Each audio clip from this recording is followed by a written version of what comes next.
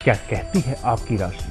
जानिए अपनी कुंडली एवं राशियों का पूर्ण विश्लेषण आचार्य चंदन शांडिल्य जी से। नमस्कार प्रिय दर्शकों, आज बात करने वाले हैं मिथुन राशि या मिथुन लगन वाले जातक कैसे होते हैं, उनका स्वभाव कैसा होता है, या फिर संक्षिप्त में आप मिथुन राशि या मिथुन लगन वाले स्त्री पुरुष की जीवन की संपूर्ण भविष्यवाणी इस एक वीडियो में जान सकते हैं। क्योंकि आज इस वीडियो में मिथुन राशि के सारे सीक्रेट्स एवं सारे छुपे हुए रहस्यों का पर्दा फाश करने वाले। दर्शकों, एक बात याद रखें, यदि किसी भी व्यक्ति के स्वभाव के बारे में जानना है या भविष्य के बारे में जानना है तो उसके लिए आपको ये 5 सूत्र याद रखना होगा। अगर इस 5 सूत्र को आपने याद कर लिया तो आप उस व्यक्ति के बारे में संपूर्ण बातों को कम से कम नहीं भी तो बहुत हद तक बातों को जान पाएंगे। चलिए सबसे पहले बात करते हैं। पहला नंबर, जिस व्यक्ति के बारे में जानना चाह रहे हैं वो व्यक्ति किस राशि का है। तो आज बात करने वाले हैं किसके बारे में? मिथुन राशि या मिथुन लगन के बारे में। अगर वो राशि मिथुन या मिथुन लगन वालों का है, मिथुन राशि या मिथुन लगन, तो आज उसके बारे में सब कुछ पता चलेगा। इसके अलावा राशि का प्रतीक चिन्ह क्या होता है, तो आप सभी जानते हैं कि मिथुन राशि का प्रतीक चिन्ह जो है, स्त्री पुरुष आलिंगनबद्ध मुद्रा में एक दूसरे के सामने खड़े होते हैं। अब तीसरे नंबर पे उस राशि का स्वामी ग्रह कौन है, तो मिथुन राशि का स्वामी ग्रह कौन होता है? बुध होता है। चौथे नंबर पे उस राशि का तत्व क्या है, तो मिथुन राशि की यदि बात करें तो ये वायु तत्व राशि है। जैसा कि आपको पिछले ही वीडियो में बताए थे कि सभी 12 राशियों को 3 भागों में विभक्त किया गया है, चर राशि या फिर द्विस्वभाव राशि या फिर स्थिर राशि। तो मिथुन राशि वायु तत्व है और इसके साथ ही द्विस्वभाव भी है। और अब 5वें नंबर पे उस राशि स्वामी के जो ग्रह हैं, जैसे मिथुन के राशि स्वामी कौन हुए? बुध ग्रह, तो उस बुध का तत्व क्या है?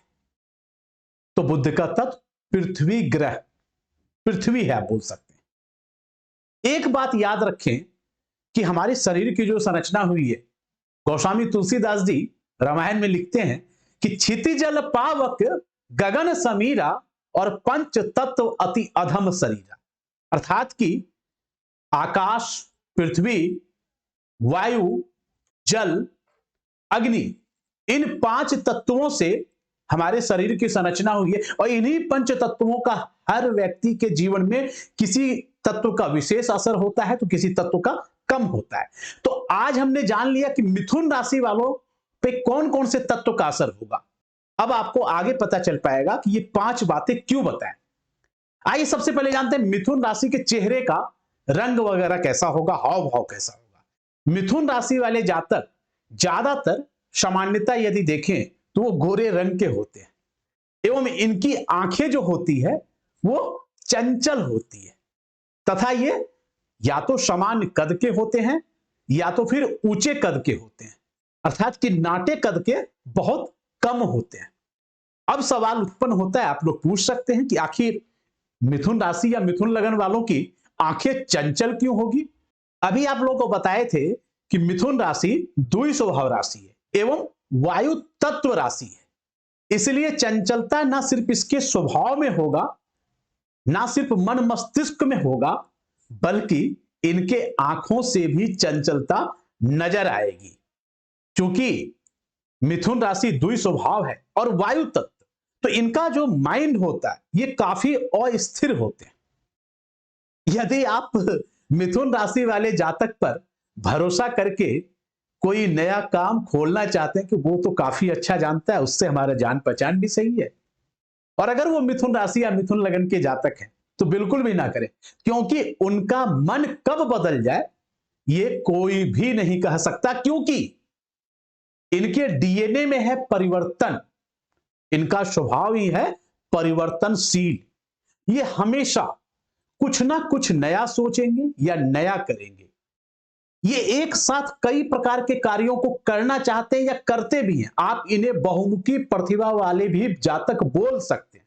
आप देखते हैं ना अपने आसपास कई ऐसे जातक होते हैं जो एक साथ कई प्रकार का कार्य करते हैं।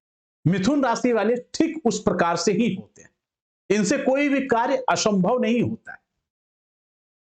ये कल्पनाशील मनुष्य भी होते हैं, क्योंकि ये काम करते करते ही कब अपनी कल्पनाओं में अपनी विचारों में खो जाएं इसका कुछ पता ही नहीं चलता है।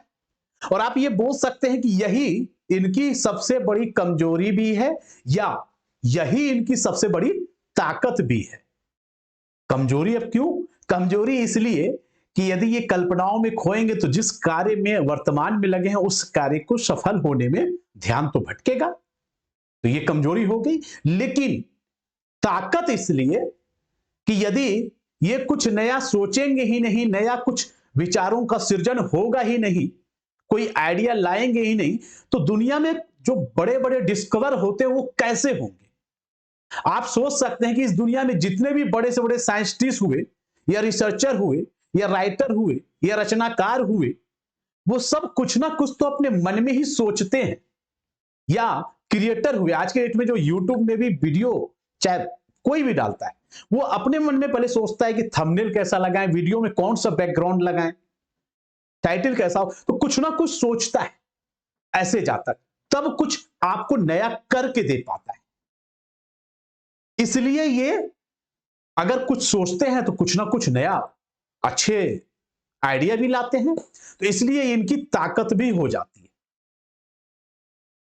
चूंकि इनके राशि का स्वामी बुध है, जो कि वाणी एवं संवाद का मुख्य कारक ग्रह माना गया है, इसलिए मिथुन राशि या मिथुन लगन के जातक वाले लोगों में कम्युनिकेशन स्किल बहुत तेज होता है। ये बातचीत करने में बहुत ही कुशल होते हैं। और आप सब तो जानते हैं कि संवाद के बगैर इस दुनिया में कोई भी चीज संभव नहीं है। चाहे दुनिया में बड़े से बड़े युद्ध कितना भी कोई ताकतवर हो, अंत में संवाद अर्थात कि डायलॉग करना ही होगा। विदाउट डायलॉग कुछ नहीं हो सकता। आप किसी से संबंध स्थापित करना चाहते हैं तो भी आपको संवाद करना ही होगा। यहां तक कि जो लोग नहीं भी बोल पाते हैं वो भी ना किसी किसी तरीके से संवाद करते, क्योंकि संवाद के माध्यम से ही तो आप अपनी भावनाओं को व्यक्त करते हैं। और एक बात इसी से याद आया कि मिथुन राशि वाले या लगन वाले जातक अपनी भावनाओं को व्यक्त करने में, प्रदर्शित करने में बहुत ज्यादा अग्रसर रहते हैं। ये चाहते हैं कि मैं जो चाहता हूं, मैं जो देखता हूं, मैं जो सोचता हूं, वो दुनिया वाला देखे, दुनिया वाला सोचे। इसलिए ये बढ़ चढ़कर प्रदर्शित भी करते हैं खुद को, क्योंकि ये तो इनके डीएनए में, इनके स्वभाव में है। एक लेकिन कमी है कि जैसे बुध ग्रह के बारे में अक्सर मैंने बताया आप लोगों को कि वो एक प्रकार से नपुंसक ग्रह भी है। उसका कई बार अपना कोई स्वभाव नहीं होगा। यदि वो किसी अशुभ ग्रहों के साथ बैठे तो उसके साथ भी मित्रता कर लेंगे, और किसी शुभ ग्रह के साथ बैठेंगे तो फिर उसके साथ भी मित्रता कर लेंगे। हालांकि अकेला बुध शुभ होते हैं। तो इस कारण मिथुन राशि या मिथुन लगन के जातक गलत संगत वाले व्यक्ति के साथ रहे तो कई बार गलत कार्य भी आकर्षित हो जाते हैं गलत कार्यों के प्रति, और अच्छे लोगों के संपर्क में रहते हैं तो अच्छे कार्य भी करते हैं। इसलिए बड़े बुजुर्ग भी कह के गए ना कि संगत से गुण आत है और संगत से गुण जात। तो खास करके मिथुन लगन वालों पर यह ज्यादा निर्भर करता है कि यदि आप मिथुन राशि या मिथुन लगन के जातक हैं तो आप गलत संगत से बिल्कुल भी दूर हो जाएं, क्योंकि ऐसे में आपको नुकसान हो सकता है। आप बहुत जल्दी गलत बातों के प्रति आकर्षित हो सकते हैं। हालांकि अधिकांशतः इस राशि के लोग नीतियों पर ही चलने वाले होते हैं। आचरण इनका ठीक ठाक ही होता है और तर्क वितर्क करने में ये बहुत कुशल होते हैं। मतलब बहस करेंगे आपसे। अब आप भी सोचो ना कि यदि मान लो आपके घर का मेंबर या आपके ऑफिस में या कोई आपके दोस्त यार, अगर आप उनसे बात करो, आपके हर बात में हाँ जी तो भी बात नहीं बन पाएगी। फिर तो कुछ नया सोच नहीं पाओगे आप, यानी एक विचारों को थोपना हो गया, या आपके सारे बातों को ही काट दिया, तो फिर भी उससे बात नहीं बन सकती। तो तर्क वितर्क जब होता है, आप देखते हैं कि संसद भवन में नेता प्रतिपक्ष और विरोध का पक्ष सब एक दूसरे से तर्क वितर्क करते हैं, बहस करते हैं संसद भवन में। क्यों करते हैं बहस? वो बहस इसलिए करते हैं कि उस बहस के निचोड़ से कुछ अच्छी बातें जनता के लिए ला सके, जनता के बीच पहुंचा सके, और उसके बाद पहुंचाने के बाद जनता के लिए जो अच्छे कार्य, अच्छी नीतियां होती हैं, वो आपको देखने को मिलता है कि संसद भवन में बनता है। तो वो कैसे बनता है? जब दोनों पक्ष में काफी विचार विमर्श और गहन अध्ययन, तर्क वितर्क होता है, बहस होता है, तब कोई एक नया नीति सरकार आपके लिए बना पाती है संसद भवन के माध्यम से। तो उसी प्रकार से जब कोई तर्क वितर्क होगा ही नहीं, तो कुछ अच्छी बातों का डिस्कवर कैसे होगा? तो वो तो इनके डीएनए में है, इसलिए ये तर्क वितर्क करने में काफी कुशल होते हैं। अब चूंकि आप भी जानते हैं कि इस राशि के, आप नोटिस करना, वैसे एक बात बता दें और, इस राशि के जो भी है, इस लगन के जो भी बच्चे होंगे, कुछ बच्चे देखते हैं बहुत ज्यादा सवाल करते हैं अपने टीचर से, अपने मम्मी से, पापा से, भाई से, बहन से, मम्मी ये बताओ।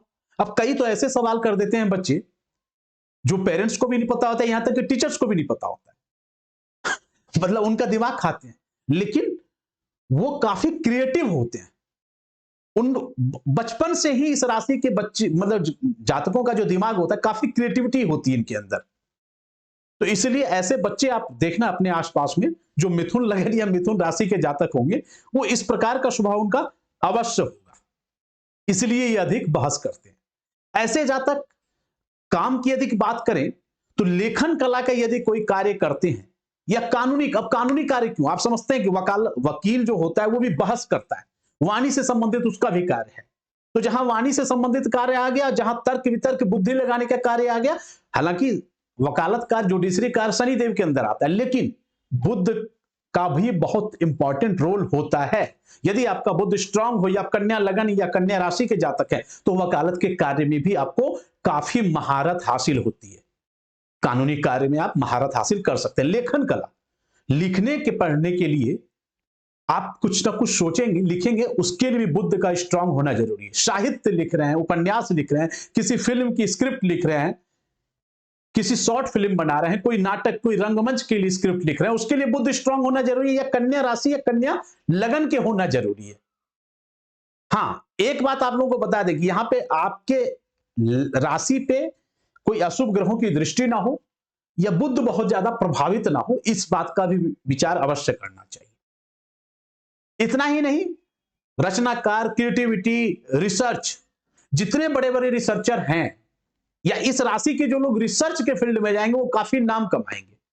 कम्युनिकेशन तो मैंने बता ही दिया, mass communication, call centre, media, या फिर एक्टिंग में भी बोलने का कला बहुत ज्यादा जरूरी होता है। तो एक्टिंग लाइन में भी यदि आप जाते हैं, तो उसमें भी आपको काफी महारत हासिल हो सकती है। अकाउंट्स, बुद्ध गणित का सबसे बड़ा कारक है, तो यदि अकाउंट्स के कार्य में भी आप जाते हैं, तो बहुत महारत आपको हासिल हो सकती है। बैंकिंग सेक्टर, ट्रेडिंग यानी क्रय विक्रय, खरीद बिक्री, व्यापार, दुकान से लेके सब कुछ आप बोल सकते हैं। इसके अलावा साइंस, अब आप बोलेंगे साइंस क्यों?